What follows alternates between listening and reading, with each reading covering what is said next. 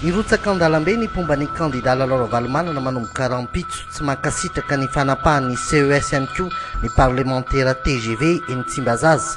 Resabe ny lisitra navoakan'ny CES ny sabotsy teo. Ifantoka betsaka amin'ny io raharaha io ny vaovaontsika androany. Raikitra ny baccalauréat ho an'ireo mpiadina mahery ny telo hetsy manerana ny nosy ny taranja filozofia ny nanokatra amin'ny fanadinana tahaka ny ahoana ny fiomanan'ny mpiadina.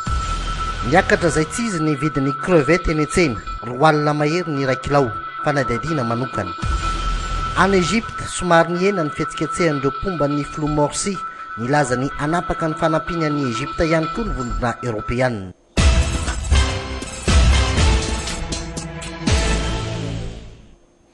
Ankafaliana tanteraka no irisony ato tokantranonao amin'izao fotoana ny fampahalalam-baovao izao manatitra ny arahaba no manasina mpanajana anaraka ny fampahalalam-baovaontsika hatramin'ny farany araka nefa fantatsika nivoaka ny lisitra tsy mbola farany ho an'ireo kandida afaka ifaninana amin'ny fifidianana izay ho filoham-pirenena ny asabotsy teo. Hifantoka momba izay ny fampahalalam-baovaontsika fa miloha ny iresana ny votoatin'ny odidio dia tahaka ny ahoana ny hevitry ny olom-pirenena tsotra, hevitra izay hita ho mizarazara ihany.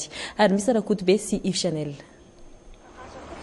CES vaovao ho fanapakevitra vaovao momba ireo kandida ho amin'ny fifidianana filoham-pirenena.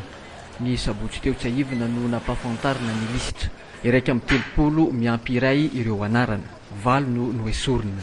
Ny fantoka tanteraka tamin'iny vaovao iny ny sain'ny maro androany.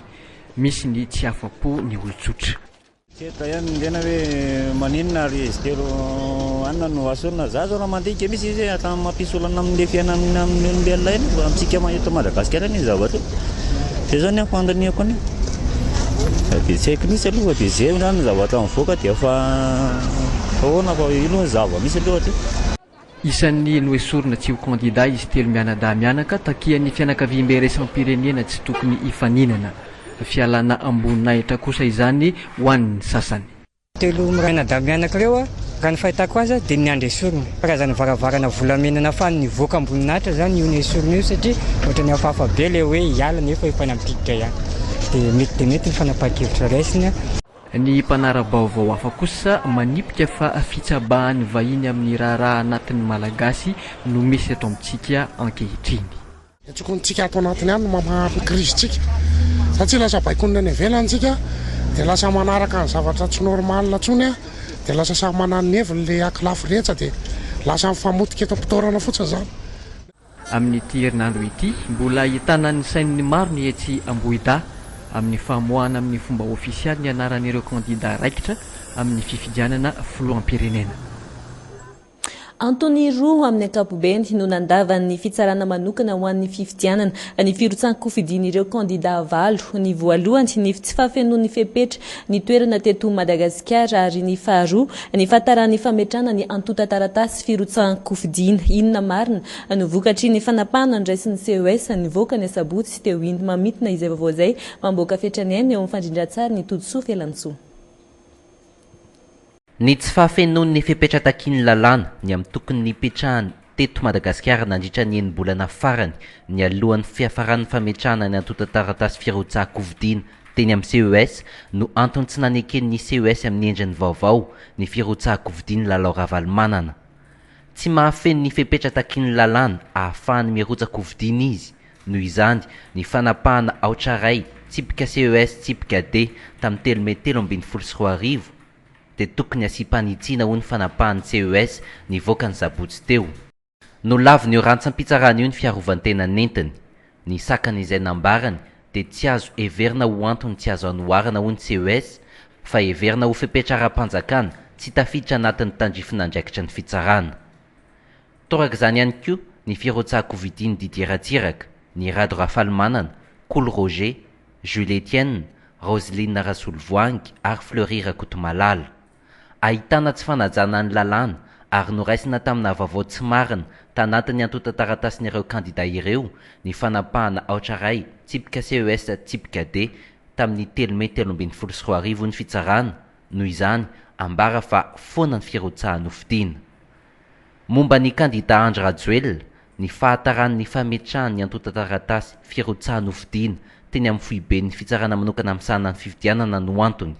tsy neken'ny CES ho antony tsy azo nanoarana nanamarinana ny fahatarana ny iraka ofisialy nataon'ny filotany Roma nambarany tanatin'ny fiarovan-tenany. Ahitana tsy fanajana ny fampiarana ny lalàna ny fanapahana ohatra ray tsipika CES tsipika D tamin'ny 3 noho izany tokony asiam-panitsiana hoy ny fanapahany CES navoaka ny sabotsy teo. Fanapahana izay nanapaka ihany koa ny fanafoanana ny fiarotsahako-vidin'ny Floandedezamita. Raha ny voalaza ny 15 tsipika 5 amin'ny tsy volana 3 aotraotra roa manitsy ny lalàna momba ny fifidianana filoham-pirenena afaka ny anolotra kandida mpisolo-toerana izy valo ireo. 3 andro nanomboka tamin'ny sabotsy ny voan'ity fanapahana vaovao no raisin'ny CES ity no ananan'izy ireo anaovan'izany izany hoe hatramin'ny rahampitso. Ny ariva teo vao nandray ny asany indray ny mpikambana amin'ny CES taoriany famoahana ny lisitra ireo kandida asany andrez ireo ny fandraisana ireo taratasy milaza ny fanosorana ny fanoloana izay noesorina tsy mbola nisy taratasy voaray mifandraika amin'izay raha ny ariva teo ary misy Rakotobe. Fialan-tsasatra iray andro sy tapany no nalain'ny mpikambana vaovaon'ny CES taorian'ny sabotsy ariva teo namoahan'izy ireo ny lisitry ny kandida ofidina. Tamin'ny 3 folakandro izy ireo no niverina indray tetsy Ambohida iandry raharaha amin'ny fandraisana ireo taratasy fanoloana anarana avy amin'ny kandida valo no esorina. Zay zany vao zany zay vao hiditra zany dia mbola tsy mahalala n'inona zany. Ngamba amin'ny arivariva ngamba ny ahafantarana azy na misy tonga fa zay ny akaranay zany dia ohatrany manao permanence miandry zany. Miandry mba tsy ho tarany raharaha zany. Tamin'ity ariva ity tsy mbola naharay taratasy mirakitra fanoloana anarana no esorina anaty lisitra ny etsy Ambohida na ny nanontany ny momba izay aza tsy nisy ihany koa raha mpitso anefa no ikatona ny fanaisana izany. Imparti un délai de 3 jours à compter de la présente décision. Raha tsy diso dia zay no misoratra ao zany. Et à compter de la présente zany dia nivoaka tamin'ny zoma tamin'ny sabotsy tamin'ny fito sasany ngamba iny. Dia 24 heures indray zany fito sasany alahady. Dia 24 heures indray zany fito sasany androany. Dia 24 heures hafa indray zany fito sasany rapitso.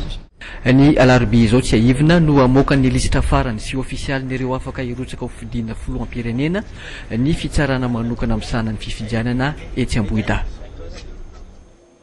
Manoloana ny fanapahana ny sabotsy teo iny ihany dia tsy manaiky ny parlementaire TGV namorom-panao gazety izy ireo ny ariva teo ny faniliana ny kandida Anne Rajoelina no tsy eken'izy ireo tsy mbola nilaza ny mety ho fihetsika ataony amin'ny anoherana ny fanapahana kosa izy ireo fanampanazavana.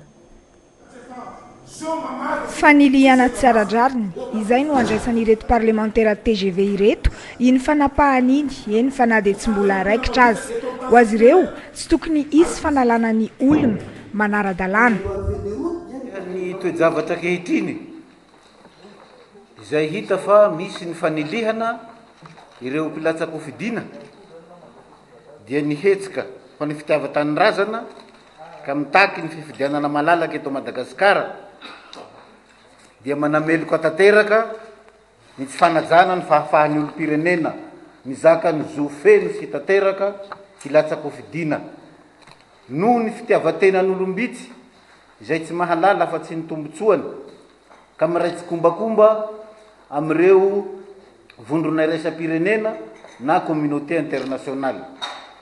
Tsy rariny koa raha sakanana ny vahoaka hisafidy zay olo tiany ka terena hifidy izay olona fa tsy mendrika ho fidiana, olona zay fa nandalo raha pitsarana maro, olona fa nigadra tegna sy afahy milany. Nasika entitra tsy mbola naneho hevitra ny mety ho endriky ny fanoherana ireto parlementaire akaiky ny filoha Andry Rajoelina ireto, fitsabahana ny raharaha malagasy, fanaovana tsinitsinina ny fiandrianam-pirenena ny vondrona iraisam-pirenena no lazainy ireto parlementaire ireto ho ao ambadiky ny fanapahan-kevitra. Hitantsika teo iny fa tsy avy eo amin'ny antoko TGV irery fa namory mpanao gazety niaraka tamin'izy ireo ihany koa ny avy eo amin'ny antoko UDRC ny parlementaire avy amin'ny UDRC izay miara-manohitra ny fanilihana ny firotsan-kofidiny ny Andriamatoa Andry Rajoelina. Izay ny an'ireo pomba ny filoha Andry Rajoelina fa somary nasika ary tena nanapa-kevitra ny anao etsika ny pomba ny kandida Lalao Ravalomanana eny an-dalambe Rampitso no fampisehoan-kery io ny fomba everiny Ankolafy Ravalomanana fa ho tanterahana na izany aza milaza ny momba ny ampiakatra iny fanapahana iny izy ireo tahaka izao ny fanampanazavana no entiny izy ireo. Boka faharoa ty nefany a dia tena décision politika ary fijerinay azy a dia fanilihana fotsiny zao a Andriamatoa Lalao Ravalomanana tsy ho kandidaty ny mouvance Ravalomanana amin'ny fifidianana ny filoham-pirenena. Noho izany dia toerina hitateraka amin'ny herina hitateraka sy ny sainay sy ny fonay sy ny tenanay rehetra io fanapahan-kevitra io ary efa misy satria mazava zany zao fa marobe ny zavatra efa nambaran'ireo mpahay lalàna fa ny zavatra azonay ambara dia hoe mahamenatra ny fitsarana zay navoaka ny CES farany teo iny fa tsy manaraka ny zavatra zay tokony atao amin'ny sehatra tahaka an'ireny ka manala baraka ny magistrat malagasy zay nonay fa amin'ny ankamaroany dia matotra ary tena olona manan-tsaina. Izay ny momby ny fanapahany CES iny sy ny hevitry ny olon-tsotra fa indrindra ny hevitry ny voakasika raha ny hita dia somary mangingina ireo tena mpitarika ny antoko TGV fivoriana sesilany hatramin'ny ariva teo ho tahaka ny ahoana ary ny ao aorian'ny lisitra tsy ofisialy iny inona ny mbola azo atao ary inona ny mbola mety iseho mamboaka fetrany aina. Voalohany izay kandida ny sitina ny tsitrapo ny firotsaha nofidina dia afaka manolotra kandida isolo azy. Saingy ny antota taratasy firotsaha-kovidiny io kandida mpisolo-toerana io dia tsy maintsy efa ampiarahan'ilay ny sitaka amin'ny taratasy milaza ny fisitahany. Ny andininy fahasivy tsipika efatra amin'ilay itsy volana 324 aotraotra roa no mamaritra izany. Hatreto ny kandida Dolin Rasoloso no efa nisitina ny firotsahany saingy tsy mbola nanolotra olona isolo azy. Ireo raika amin'ny 30 voatazona koa anefa dia mbola afaka misitona ary afaka manolotra kandida isolo azy hatramin'ny Rampitso no ananan'izy ireo. Ireo nesorin'ny fitsarana manokana ho an'ny fifidianana tanaty lisitra koa dia afaka manolotra kandida mpisolo-toerana. 3 andro taoriana ny voan'ny fanapahany CES milaza izany no tsy maintsy anateran'ireo kandida mpisolo-toerana ny antota taratasiny eny amin'ny prakidrarany CES, izany hoe hatramin'ny Rampitso talata. Ny andininy fahasivy tsipika 5 amin'io itsy volana io ihany no mamaritra izany. Ireo kandida valo nesorin'ny CES tamin'ilay lisitra teo aloha dia samy afaka manao izany avokoa. Ny kandida isolo azy sivy sy izay mbola isitaka ihany anefa no raisin'ny CES. Tsy misy ny fandraisana kandida vaovao. Kandida mpisolo-toerana izay tsy maintsy manaraka ny fepetra no faritany lalàna amin'ny fifidianana filoham-pirenena. Ireo izay nitsitaka na koa nesorina dia mananjo ahazo ny 50 tapitrisa ariary na rotsany raha ny voasoritra ny lalàna. Omaly no ny farana ny fioanana an-tampon'ireo filoham-panjakana mivondrona amin'ny SADC izay nivory tany Malawi ny farany herinandro teo momba ny rarahany Madagasikara ny araba ny fanapahana ny raisin'ny fitsarana manokana ho an'ny fifidianana ny asabotsy teo ny SADC tetsankilany ny antso an'ny fanafianganana ny zotra-pifidianana ihany koa izy ireo. Ajantsika ny pejin'ny politika ny rarahany Madagasikara aorian'ny dokavaratra kosa dia ivadika lafim-baovao hafa tanteraka isika ny pejin'ny fampianarana nomboka androany ny fanadinana baccalauréat ankapobeny ny taintaina ny mpiadina ary ny zotra ampilaminana araky ny tokony ho izy ny fanadinana ary eo amin'ny pejin'ny tsy fandriampahalemana ny alatra moto izay nirongatra tao ao miezaka mikaroka vahaolana mahomby entina isoroana izany ireo manana moto ary ny maresaka avy any ivelany rehefa avy eo ary.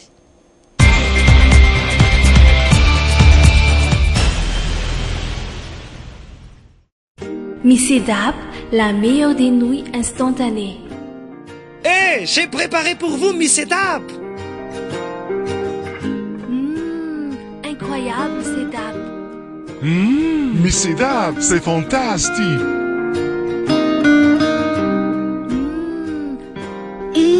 Ça, c'est mon préféré. Miss Sedap, c'est vraiment des goûts savoureux. Mi Sedap, parfait. Extra propre, solution baconal, numéro 1 sa terra. Extra propre, manalantas tas rehetra propre sady manaveta. Extra propre, similam kuska mabeny fa divan lavanao bare. Extra propre, apesao fa tsisy ohatrany zao, maneran'izao tontolo zao. Extra propre, extra propre, extra manitra be, extra roro be, extra tena extra, extra numéro 1, extra io malohany extra propre. Tsisy karaha ty koa. Vidiny ronjato ariary. Ni Mada Pro sy ni SW Pro manolotra ho anao 10e anniversaire groupe Wawa.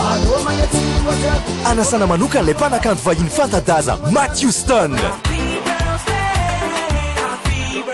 Hanolotra seho tena miavaka ny groupe Wawa au grand complet. Andray anjara ihany koa Black Nadia, Balita Ochocho, Shine, amin'ny Coliseum de Madagascar Antsuzumbe, ny alahady 1er septembre toute loandro, ivo en fito ramaraina ny vavahady. Média officiel, Viva, sponsor officiel, Telma, THB.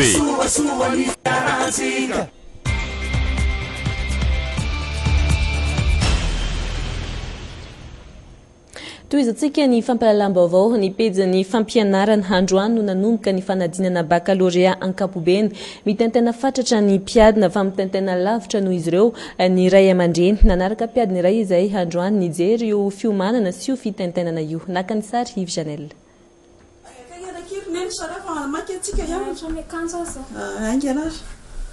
Koropaka ny iray trano hiatrika ny fanadinana baccalauréat androany Sara, tovavy 7 taona, série D. Fa vonina tsara satria efa nanomboka tamin'ny taom-pianarana. Dia manao ahoana mbola mitentena ve? Ie, tsy maintsy mitentena kely ihany satria matahotra sao dia hoe sao dia hoe misy amin'ny fanadinana sy ny sujet sy ny karazana. Mitentena i Sara fa mitentena lavitra noho izy hiatrika ny tena fanadinana ny reniny. Mandritra ny fiomanana, tsy mitsahatra ny manafatrafatra. Maza mitentany ary fa dia jerevo tsara ny sizizy ianaranao sy ataonao. Mitentaina mihitsy ny ray aman-dreny satria ohatra ny hoe mianatra koa miaraka aminy satria izy efa nanalatsiana tamin'ny herintaona dia hoe mba tiako hoe mba ho matotra kokoa zany le zanako satria mbola ankina amin'ny Andriamanitra daholo ny zavatra rehetra dia izay nanomanako na ara-tsaina io na ara-tsakafo dia tsy maintsy hoe manao mialoha foana zany le ray aman-dreny. Vita ny fiomanana, anainga azy ny toeram-panadinana izy mianaka. Mialoha ny tena isarahana, mbola mitohy ny fampaherezana. Bonne chance zany.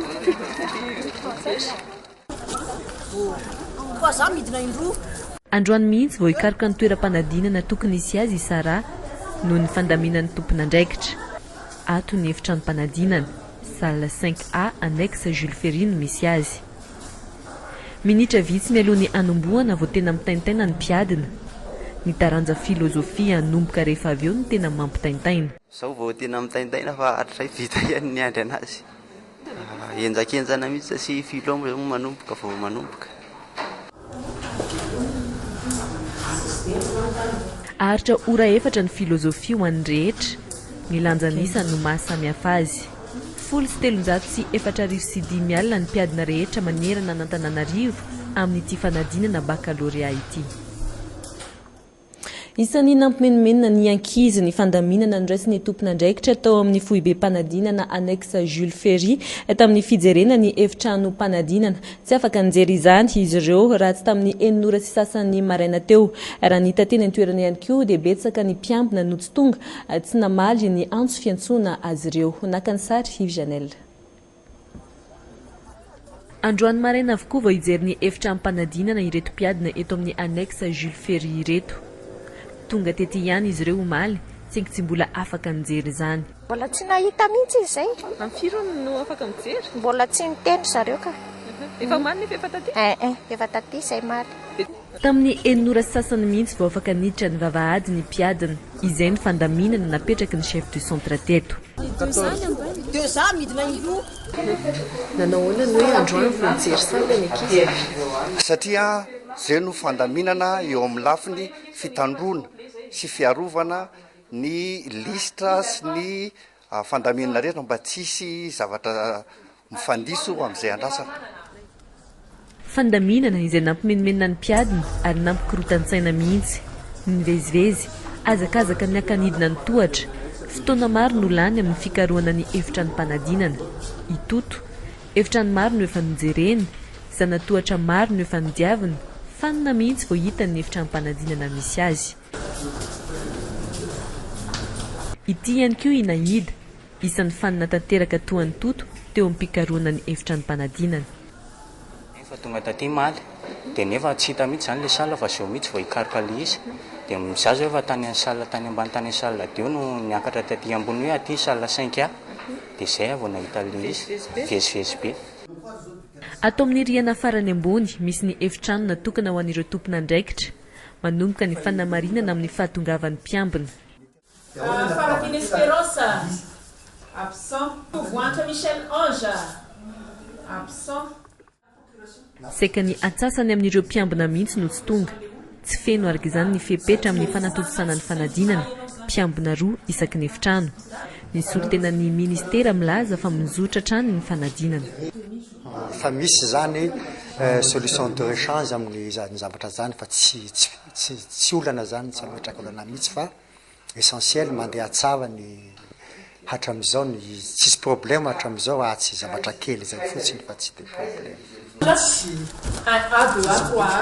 tara 12 minitra no ireo olana ireo araka izany ny fanomboana teto mpiadina 12 amin'ireo 700 eto no tsy afaka nanatrika ny fanadinana noho izy ireo tsy nanatrika ny adina ara-panatanjahantena izay ny fiomanana sy ny fidirana ny maraina teo ny laza adina kosa taky ny ahoana ny filozofia taranja manahirana ny mpiadina saingy tamin'ity taon'ity hitan'ireo mpiadina homory izany fanadadiany Aina Muriel sy Njara Randriantsoa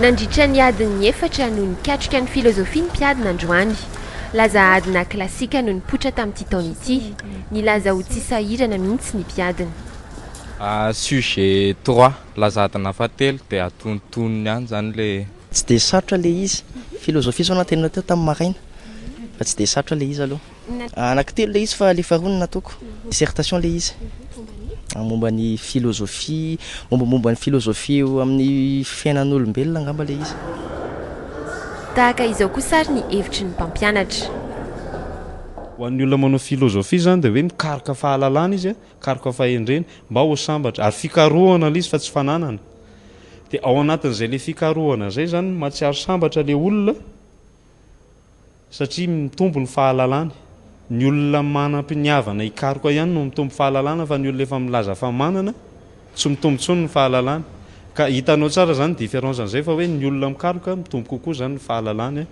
dia efa voafaritra anatin'izay filozofia zay zany aloha zay dia zao rehefa mikaroka dia hoe fahendrena sy fahalalana ny olombelona zany mila fahalalana vao afaka miaina ary eo koa aloha hoe any amin'ny sens moral hoe fikaroham-pahendrena tsy afaka niara-ny aintsika raha tsisy zay le fahendrena zay ao zany tafiditra ao zany resaka moral na etika fanikafam-bavony ny filozofia ho an'ireo mpanala fanadinana ambony anefa ny lanjan'izy ary tena tsy azo tsintsonavina mihitsy ho an'izy kajy rehetra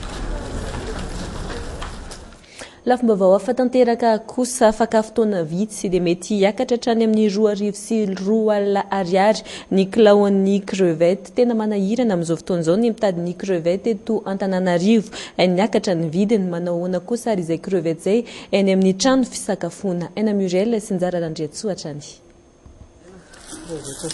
crevette telo hatramin'ny 5 kilao isan'andro raha totaly no ilain'ny Florent amin'ireo karazana nahandro valo karakarainy eto amin'ity toeram-pisakafoanana lehibe ity sakafo isan'ny ankafizin'ireo tonga hisakafo eto 530 isan-jaton'ireo tonga eto mantsy dia mikomandy crevette avokoa crevette enina zao plat anankiray ity zao crudité varié dia crevette efatra amin'ny plat ray dia ity zao salade spéciale lezement dia crevette enina ao anatiny zay aloha isan'andro zao atandako zay malany crevette eo amin'ny 3 kilo isan'andro eo 3 kilo plat rehetrarehetra daholo hatreto aloha tsy mieritreritra ny ampiakatra ny vidin'ny plat misy crevette raha ity toeram-pisakafoanana ity ho fiazomana mpanjifa na dia nahitana fiakarana tokoa zany kilao an'ny crevette izay mahatratra hatramin'ny 2,2 amin'izao fotoana izao.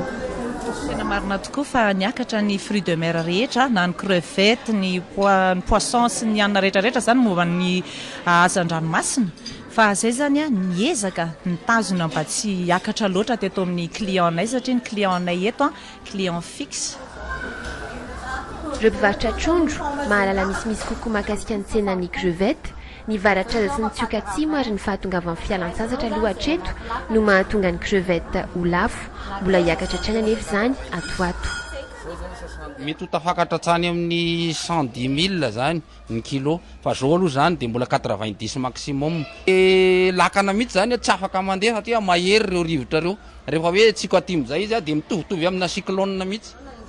Ny volana novambra ho avy izao hikatona indray ny fanjonoana ary ireo tahiry amin'ity karaza-trondro ity 6 no ho ampiasainy. Ny resaka sakafianisika dia mirary fahazotomana ho antsika rehetra ny tokantrano izay tratranay eto am-pisakafoanana amin'izao fotoana izao. Eo amin'ny pejiny tsy fandriam-pahalemana kosa ny rongatra tao ao ny halatra moto inona ny fomba mety indrindra hiadina amin'izany mandaitra ve ny fampiasana rotsy ny kojakoja apetaka amin'ny moto entina hiarovana amin'ny mpangalatra ireny. Ny valiny atao anatin'ity fanadidiny Dina Andre mampiatona ity. Volana vitsy mony izay mahaolo no very moto. Ny moto izay fitaovana fampiasan'ny mahaolo amin'ny andavanandrony. Tao anatin'ny indray mpimaso no nangalaran'ireo olon-dratsy izany. Eny tsy fitandremana angamana satria najana teo alohan'ny vavahady le izy. Dia izany hoe efa hita le efa voatosika le moto efa lasa zay vao hita hoe iny fa nisy nangalatra. Taorian'izay fitandremana trano no mibaiko an'ny mahaoly. Saika ny ankamaroan'ny mpitondra moto no nanao izany ho fiarovana ny motoany. Ataoko angamany mitandrina metimety kokoa manisy antivol manidy ny loha moto satria to misy hidiny mantsy dia manidy anazy na mametraka anazy amin'ny toerana azo antoka kokoa. Ety amin'ny mpanamboatra moto entitra ny rehetra.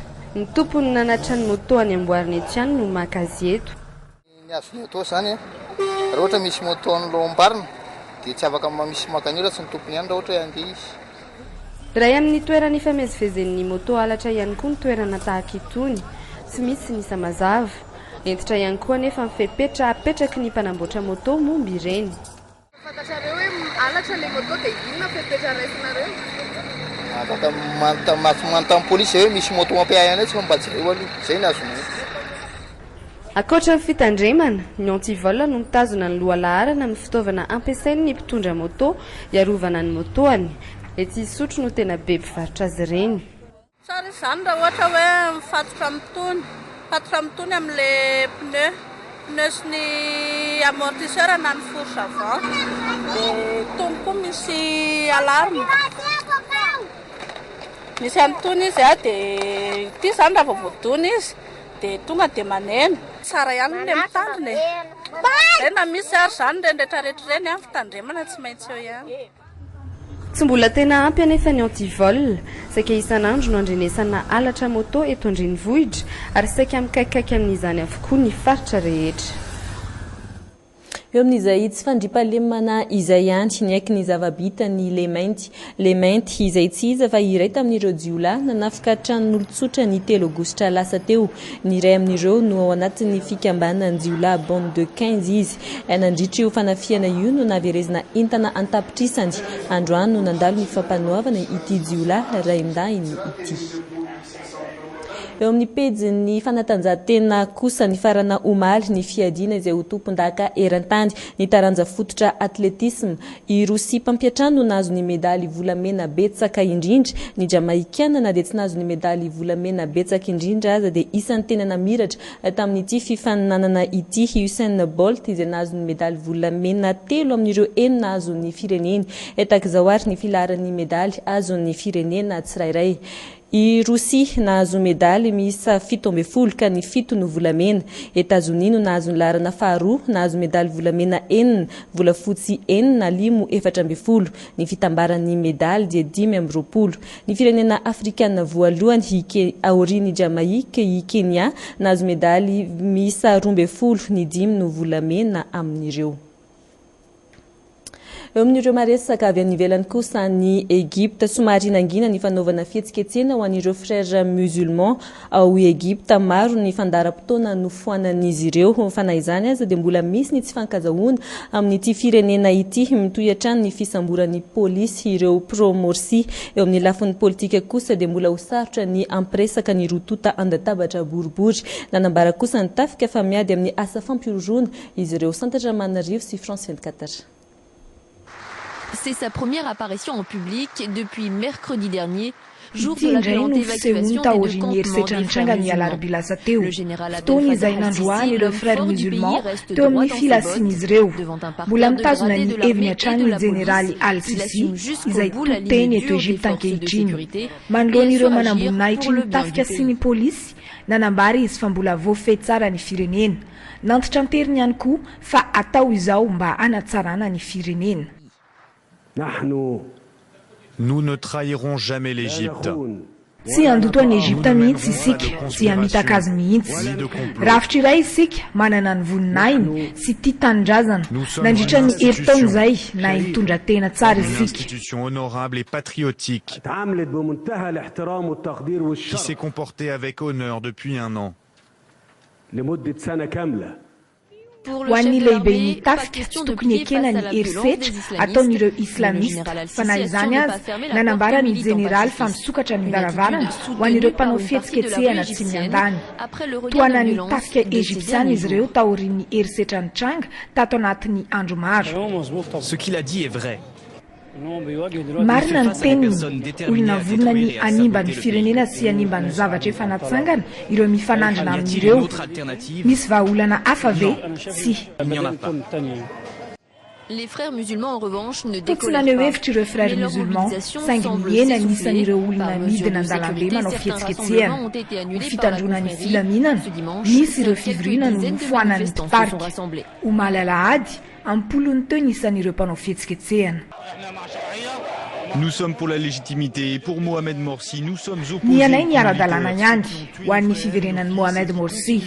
Manohatra ireo miaramila ireo izahay. Mino aho fa iongan'ireo nitarika ny famonganam-panjakana iny. Izy ireo izay namono ny rahalahanay sy ny zanakay. Qui échouera, je l'espère. Les deux camps semblent Hatreto aloha, désormais mbola ho sarotra ny ampifandray ny affrontements entre les rotota. forces de Na l'ordre et tonga les fahafatesan'olona pro-Morsi ont coûté la vie à 500 plus sy de 700 ny 750 fifandonana personnes teo au amin'ny cours des mpitandro derniers filaminana sy ireo pro-Morsi. Tahaka ny rehetra dia manontany tena ihany koa ny vondrona Europeana hoe inona no atao amin'ity raharaha ny Egypta ity. Somary manahirana ny raharaha eo amin'ny lafiny diplomatika, manameloka ny herisetra izy ireo saingy tsy manome rariny kosa ireo frères musulmans. Miona ny Bruxelles amin'ity alatsinainy ity ireo masoivo mety averina hojerena ny mikasika ny fanomezana fanampiana any Egypta. Mbola isantatra Manarivo sy France 24 hatrany. Amerina ny fifampiresahana eo amin'ny samy Egyptianina, ametraka ny sazy. Anjaran'ny vondrona Europeana indray izao no mitady vahaolana miaraka. Tamin'ny 2014 nampanantena valopy mitentina 5 tapitrisa euro ny vondrona. Tsy nomen'izy ireo izany ny taona 2014. Tsy maintsy hanapaka indray ny mety ho fampiatoana ny fanampiana omena ny Egypte ireo firenena ao amin'ny vondrona Europeana. Roa samihafa izy ireo. Misy ilay omena mivantana ny vahoaka ary ny iray kosa ny fampindramam-bola omena ny gouvernemanta. Les subventions que nous donnons, c'est les subventions que nous donnons à la Ny population. fanampiana omenay dia ho an'ny vahoaka mba ahafahan'izy ireo misakafo, mitsabo tena. Ny fampindramam-bola indray dia mora kokoa ny hanapahana azy. Ivory izahay zao ka hanapaka ny momba ny mety toy ny raharaha, indrindra raha mitoy ny herisetra dia tsy maintsy aka fanapahan-kevitra entitra izahay. Là, on peut et on doit sans doute prendre des décisions. Mety ho ampiasaina nanaovana fanerena ihany koa ity fifanarahana nataon'ny vondrona Europeana sy Egypte ity tamin'ny taona 2014. Isan'izany ny fahalalan'ny varotra eo amin'ny vokatra industrialy, eo ihany koa ny fanomezana vahana ny firenena eo amin'ny tsena ny fambolena, ny fifanakalozana eo amin'ny ara-kolotsaina. nivondrina eropeana no mpiara-miasa arabaritra voalohany ho an'ny Egypta nanomboka tamin'ny taona 2000 efa mitentina 10 miliara euro ny tombony tamin'ny fifanakalozana. Arak'izany 300 isanjato ny varitra iraisam-pireneny ity fireneny ity no ao amin'ny faritra euro. Dia ny fanadihadiana momba ny Egipty no manakatona tanteraka ny fampahalalam-baovaontsika tamin'ity androany ity ankasitrany ianao nanaraka izany hatramin'ny farany sy amin'ny valora sy fa ny fampahalalam-baovao amin'ny fiteny frantsay hoentiny Nadia Andriamampiatona ho antsika rapitso amin'ny 12 ora sy 5 indray ny fampahalalam-baovao voalohany eto amin'ny Viva veloma tompoko.